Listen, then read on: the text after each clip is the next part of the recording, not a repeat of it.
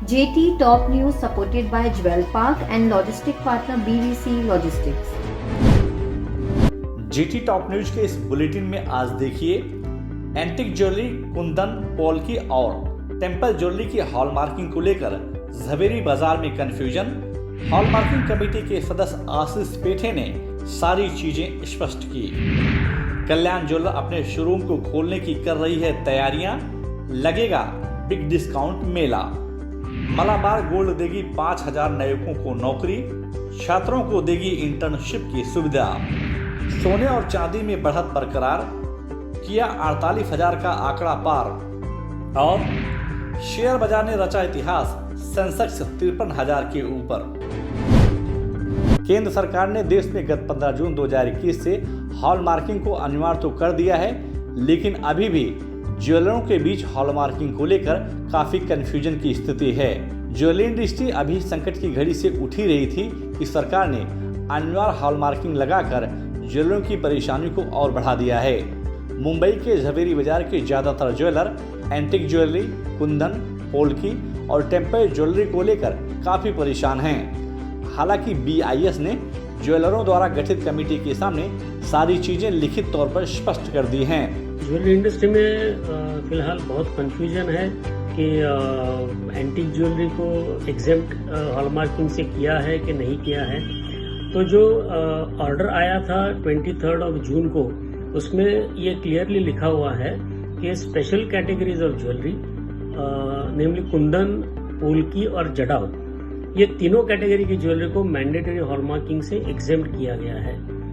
और हमारी इंडस्ट्री में एंटीक ज्वेलरी एक जनरली वर्ड यूज किया जाता है जो ओल्ड लुकिंग ज्वेलरी होती है। तो ओल्ड लुकिंग ज्वेलरी सिर्फ होने से उसको एग्जेम्प्ट नहीं है, अगर उसमें कुंदन, पोल्की और जड़ाऊ लगा हुआ है तो ही वो एग्जेम्प्ट किया जाएगा।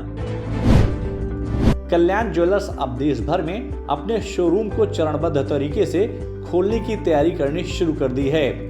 कंपनी द्वारा दी गई जानकारी के अनुसार कंपनी अलग अलग राज्यों के गाइडलाइन का पालन करते हुए ग्राहकों की सुविधा के लिए अपने शोरूम खोलने जा रही है।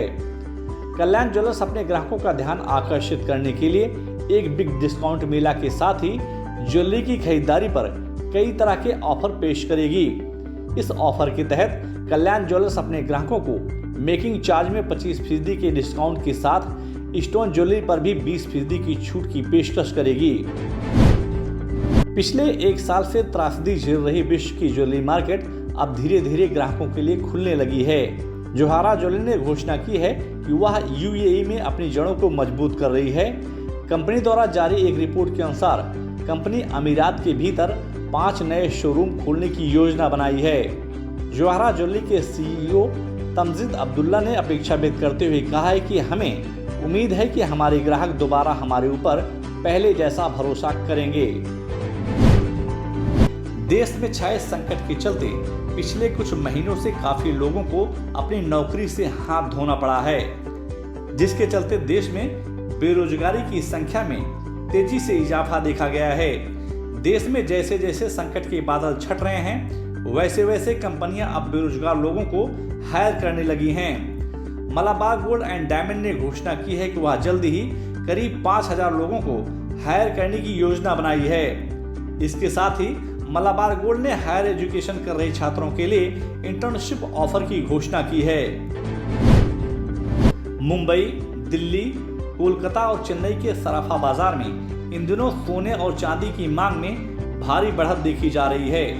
अंतर्राष्ट्रीय बाजार में सोने और चांदी के दामों में भारी उतार चढ़ाव के बीच मुंबई सराफा बाजार में शुद्ध सोने के दाम 216 रुपए प्रति 10 ग्राम की बढ़त के साथ 47,900 रुपए के स्तर पर कारोबार करता हुआ दिखा, जबकि शुद्ध चांदी 526 रुपए प्रति किलो की बढ़त के साथ 70,038 रुपए के स्तर पर कारोबार करता हुआ दिखाई दिया। बाजार के जानकारों के अनुसार आने वाले दिनों में सोने और चांदी के दामों में बढ़त जारी रह सकता है। पिछले 3 कारोबारी दिनों से अंतर्राष्ट्रीय बाजार में गोल्ड स्पॉट की कीमत में भारी बढ़त देखा जा रहा है। दिन भर के कारोबार के दरमियान गोल्ड स्पॉट की कीमत में $10 प्रति औंस की बढ़त देखने को मिली। दिन भर के कारोबार के बीच गोल्ड स्पॉट की कीमत $1806 प्रति औंस के आसपास कारोबार करता हुआ दिखाई दिया।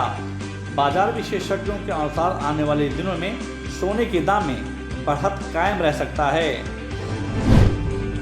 अंतर्राष्ट्रीय बाजार के गतिविधियों को देखते हुए बुधवार को मुंबई शेयर बाजार की शुरुआत सकारात्मक हुई। बाजार खुलते ही घरेलू और विदेशी संस्थागत निवेशकों ने बाजार में चौतरफा खरीदारी करनी शुरू कर दी, जिसके चलते एक बार फिर सेंसेक्स और निफ्टी ने इतिहास रचा।